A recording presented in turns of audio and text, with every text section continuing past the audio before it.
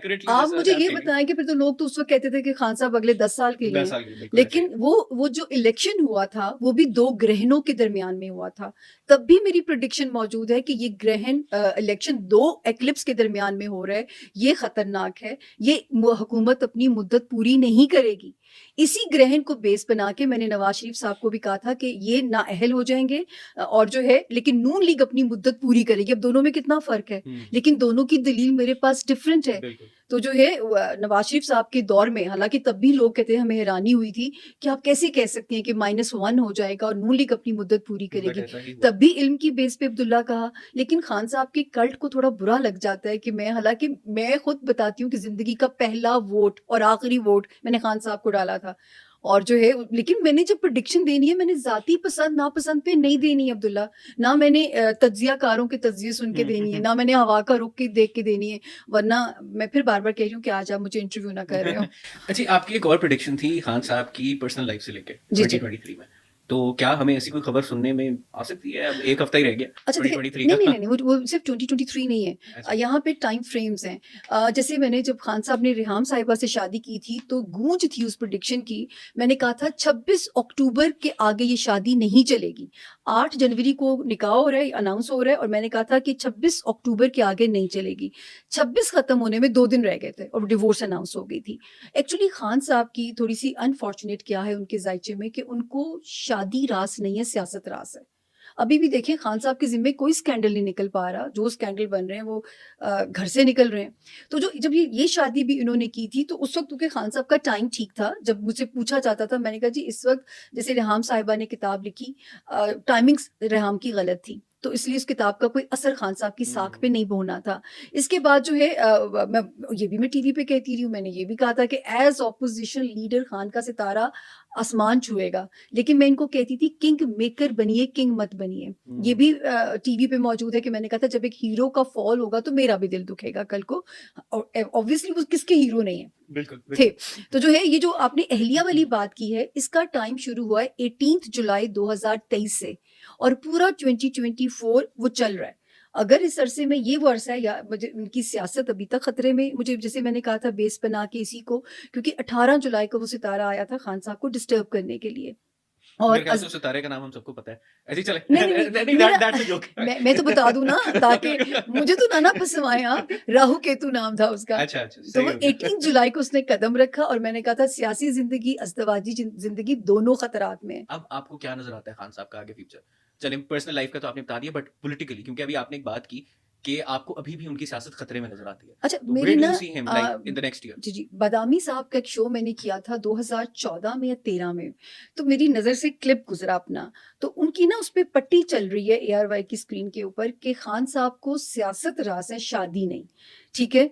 तो जो है, ये एक मेरी नज़र से वो पट्टी गुज़री थी। खान साहब को प्रॉब्लम ये है कि उनका सियासी सितारा बहुत स्ट्रॉन्ग है। आप देखिए, जितने मर्ज़ी यू टर्न लिए, खान साहब की सियासत को आँच नहीं आती। ये एक वक़्ती क्राइसिस ज़रूर है, लेकिन 2024 भी मुकम्मल रिलीफ मुझे तो देता हुआ नज़र नहीं आता, ये मैं नहीं कह सकती।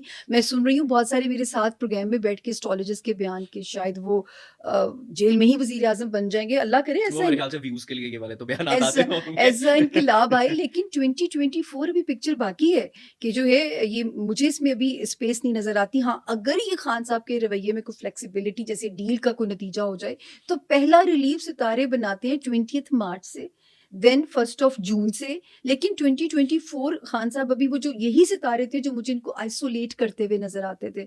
जब आप अब्दुल्ला, मेरे हिसाब से जब आप सितारे की गर्दिश में फँस गए हैं ना, बीच में अगर निकल आए उस टाइम फ्रेम के अंदर, तो रब का मोजज़ा है। ना निकले तो जब तक वो सितारा घर नहीं छोड़ेगा, मैं तारीख नहीं दे सकती। तो 2024 अभी भी वो पेंडुलम वाली सिचुएशन जो है वो चल रही है। अच्छा, 2024 की हम बार-बार बात कर रहे हैं और ऑब्वियसली इस एपिसोड का स्पेशली मकसद यही है कि 2024 के ऊपर हम व्यूअर्स के लिए थोड़ी जी, जी, क्लैरिटी लेके आएँ। अभी तक तो सबसे बड़ी हाइलाइट हमें आने वाली इलेक्शंस ही नज़र आते हैं। तो ऑब्वियसली। क्या आपको लगता है कि इलेक्शंस टाइमली कंडक्ट हो जाएंगे? अब अच्छा मजीद कोई इसके अंदर वो चीज नहीं होगी? अब्दुल्ला, एक तो मुझे नहीं पता आपका ये प्रोग्राम कब आप ऑन एयर करते नहीं, हो। बिफोर 1 जनवरी ये ठीक है ना, एपिसोड जो है लोग तो सारे देख ये लेंगे। जब ये आपको पता ना, जब ये सुप्रीम कोर्ट की जो कार्रवाई आई है, बिल्कुल। मैं उससे पहले से प्रोग्राम दे रही हूँ लोगों को। तो मैंने एक प्रोग्राम किया था कि मैंने उसमें कहा था कि 13 दिसंबर से 5 जनवरी के अंदर का जो टाइम है, देखिए अल्लाह ने मुझे भी मुकम्मल इल्म से नहीं नवाजा हुआ, तो मैंने कहा था अगर कोई क्योस आना हुआ, अगर कोई इलेक्शन का डिले आना हुआ, तो ये वो एरिया जो डिफाइन कर देगा, और इस एरिया से आगे जो है ना, अगर 5 जनवरी भी गुजर जाती है तो फिर ये पत्थर पे लकीर है, बकौल हमारे चीफ जस्टिस के पत्थर पे बिल्कुल। लकीर है कि इलेक्शन होगा। अच्छा, उस 13 दिसंबर के बाद हमने सुप्रीम कोर्ट की कार्रवाई को देखा है, और उसके बाद हम ये भी सुन रहे हैं कि जिनके मुसलसल बयानात, मेरा ख्याल है कि मुझे तो अब, हाँ, कोई अल्लाह ना करे कोई नागहानी आ जाए, हालांकि वो भी कुछ ऐसा खतरा नजर नहीं आ रहा पाकिस्तान के बॉर्डर्स के ऊपर, मुझे तो नहीं नजर आ रहा। जब 2023 शुरू हुआ था तो मैंने कहा था ये फौज का साल है। मार्च से पहले कह दिया था मैंने इसको, क्योंकि 20 मार्च से एस्ट्रोलॉजी का नया साल शुरू होता है। तो मैंने कहा था ये साल फौज का साल है, कि फौज की जो साख डैमेज हुई है, अब उसकी रिकवरी का फेज शुरू होगा यहाँ से जो है। 5 जनवरी 2024 से फौज मजीद स्ट्रांग होने जा रही है। तो जो है इसका मतलब है कि वो केपेबल होंगे इलेक्शन करवाने में भी। तो मुझे कोई ऐसा कोई नजर नहीं आ रहा कि अल्लाह ना करे कोई फौज में कोई पैनिक या कोई ऐसा बॉर्डर पे हमला कि जिसको जो इलेक्शन रुकवा सके। बाकी तो जो है गैब का इल्म अल्लाह के पास है, लेकिन 5 जनवरी तक अगर कोई क्योस नहीं होता तो फिर इलेक्शन वक्त पे होने जा रहे हैं इंशाल्लाह। तो जी, इलेक्शंस को आप किस तरह से देखती हैं कि आगे जो है कौन आपको सबसे स्ट्रॉन्ग पॉलिटिकल लीडर सामने आता नजर आ रहा है इलेक्शंस के बाद? अच्छा देखिए, यहाँ पे जो है थोड़ा सा मुझे हवाला देना पड़ेगा कि एक तो मैं ये नहीं बता सकूंगी who will be the new prime minister, okay. ठीक है ना, ये नहीं बता सकूंगी, लेकिन ये मैं आई एम सॉरी, इसकी इसकी क्या वजह है? अब ये गैप का इल्म है। अच्छा, ओके। नहीं, बट मैं फिर भी मैं ये बताती हूँ सारे जितने हाँ, पॉलिटिकल लीडर्स जो फोर रनर्स जी हैं, जी जी जी, उसके अंदर सबसे बेहतर सितारे आपको किसके नजर यही आते हैं? बताने जा रही हूँ कि जिसमें नाम आ जाएंगे अभी आपके सामने। देखिए जो है एक मुझे ये तो नजर नहीं आता कि किसी भी पार्टी को मुकम्मल जो है ना मोनोपोली 2/3 मेजोरिटी का सपना, ऐसा कोई सीन नहीं बनने जा रहा।